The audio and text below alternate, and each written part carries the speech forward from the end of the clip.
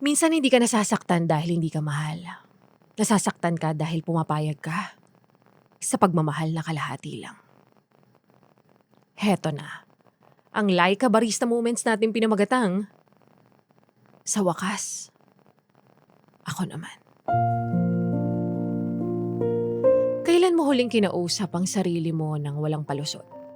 Walang okay lang yan? Walang ngiting pangtakip sa pagod? Yung sandaling inamin mo na matagal ka nang napapagod magmahal, hindi dahil kulang ka, kundi dahil palagi mong inuuna ang iba, kahit ikaw ay ubos na ubos na. Araw-araw mong sinasabi sa sarili mo na baka bukas magbabago, na baka bukas piliin ka na niya ng buo, na baka bukas sapat ka na. Pero ilang bukas na ang lumipas na pareho pa rin ang pakiramdam.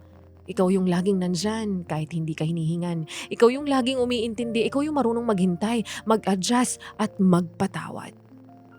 Ang sakit mang aminin pero ang totoo. Minsan hindi ka nasasaktan dahil hindi ka mahal.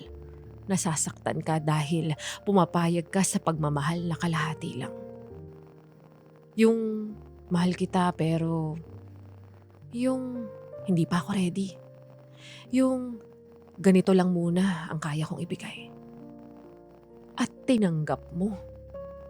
Hindi dahil yun ang deserve mo, kundi dahil natakot kang mawalan. Unti-unti mong binababaan ang standards mo, unti-unti mong sinasabing, okay na to. Hanggang sa dumating ka sa puntong, hindi mo na alam kung anong lugar mo sa kanya. Pagod ka na sa kakahintay ng buong pagmamahal. Pagod ka na sa taong kalahati lang ang kayang ibigay. Pagod ka na sa kakapili sa iba habang ang sarili mo laging huli sa listahan. At ngayon, tahimik ka.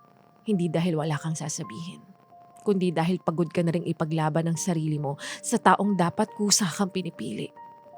Alam mo, hindi ka naman sumobre, hindi ka naging demanding, hindi ka mahirap mahalin. Nasa maling tao ka lang na tinuruan kang magtiis imbis na mahalin.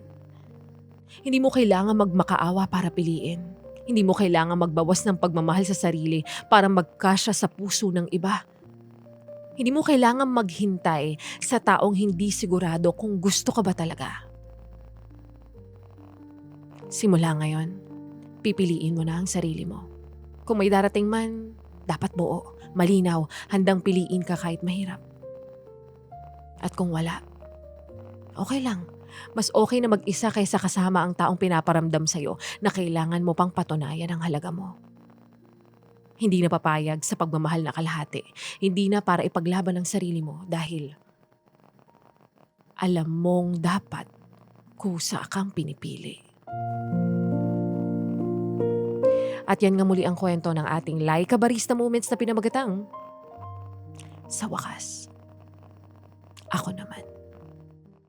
Ano pang ginagawa mo dito, ha? Sinasabi ko na nga ba eh. Solid yes friend ka talaga. Dahil nandito ka na rin lang, sige na, Mag-like at mag-comment ka na. Mag-subscribe ka na rin at i-click ang notification bell. Para mapasali ka sa mga kalokohan namin. Bawal na bawal mag-no dito, ha? Kasi yes to yes!